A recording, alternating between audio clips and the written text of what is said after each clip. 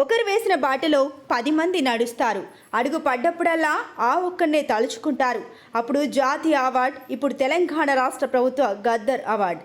మళ్ళీ అదే history repeat అయింది. గద్దర్ అవార్డు అనేది ఆటుపోట్ల ప్రయాణంలోంచి పుట్టుకొచ్చింది. మబ్బు పడితే చంద్రుడు లేనట్ట, చేతులు అడ్డు పెడితే సూర్యుడు రానట్ట. అపవాదులు, అపోహలు ఎన్ని చుట్టుముట్టినా లక్ష్య పెట్టలేదు. అల్లు అర్జున్ బయటికి వస్తే జనాలు ఈలలు వేసి గోల చేస్తారు. అతని టాలెంట్ మాత్రం సైలెంట్ బ్లాస్ట్ అవుతుంది. గద్దర్ అవార్డు రూపంలో తనని వెతుక్కుంటూ వస్తుంది. ప్రయాణం మాత్రమే చేసేవాడు గమ్యం తెలుసుకుంటాడు. అప్పుడు దానికోసం ఎదురుచూపులుండవు. మైలురాళ్ళు మన దగ్గరకు రావు. నడుచుకుంటూ వెళితే అవే వెనక్కి వెళ్ళిపోతాయి. అర్జున్ అలాంటి ఓ ప్రయాణికుడు, అలుపెరగని స్వాప్నికుడు.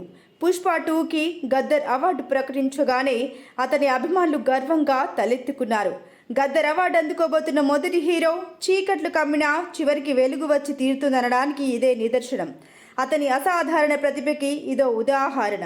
ఆ అవార్డు అందుకునే తరడం కోసం అశేష అభిమానగణం ఎదురు చూస్తోంది. ఆ క్షణాల్లో ఐకాన్ స్టార్ కళ్ళల్లో కనిపించే ఒక్క మెరుపు కోసం పరితపిస్తోంది. జాతీయ అవార్డు. తెలుగు నటులకి జాతీయ అవార్డు ఓ కలలాగే మిగిలిపోయింది. 69 ఏళ్ల ఆ సుదీర్ఘ కళని నిజం చేసిన నటుడు అల్లు అర్జున్. తెలుగు జాతి గౌరవాన్ని జాతీయ స్థాయిలో నిలపాలని పట్టుపట్టి మరీ కొట్టాడు, చెప్పి మరీ కొట్టాడు. తగ్గేదేలే అన్న డైలాగ్ పుష్పరాజ్ పాత్రకి మాత్రమే పరిమితం కాదు. ఆయన వ్యక్తిత్వం కూడా అదే. జాతీయ అవార్డు రాలేదని బాధపడుతూ కూర్చోలేదు, బెంగపడుతూ బేలముఖం పెట్టలేదు.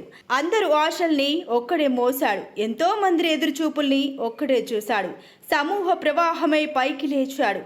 జాతీయ అవార్డుని జాతికి అంకితం చేశాడు. నటులుగా ఎవరు పుట్టరు, ఎదుగుతారు అని చెప్పడానికి ఐకాన్ స్టార్ ఒక ఉదాహరణ. తన కోసం తాను శ్రమిస్తే శ్రామికుడు, జాతి కోసం నటిస్తే అతనే నిజమైన ప్రేమికుడు.